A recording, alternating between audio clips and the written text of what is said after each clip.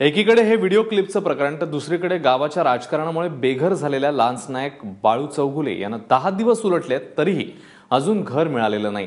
गेल्या 10 दिवसात चौगुले एका सरकारी कार्यालयातून दुसऱ्या कार्यालयात फेऱ्या मारतायत। घरासाठीची त्यांची वणवण आज 11व्या दिवशीही सुरू आहे।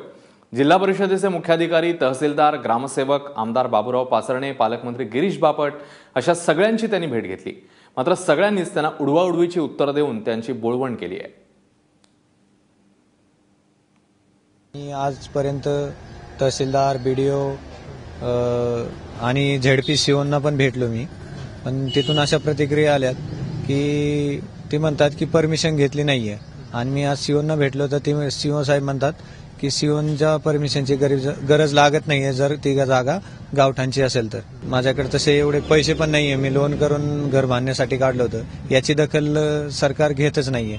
आता आमदार साहेब आलते, त्यांनी पाहणी केली आणि मला 1 गुंठा जशी जागा मोजून दिली त्यांनी, पण माझ्या हातामध्ये ती जागा माझीच आहे असं लेखी माझ्याकडे काहीच नाही।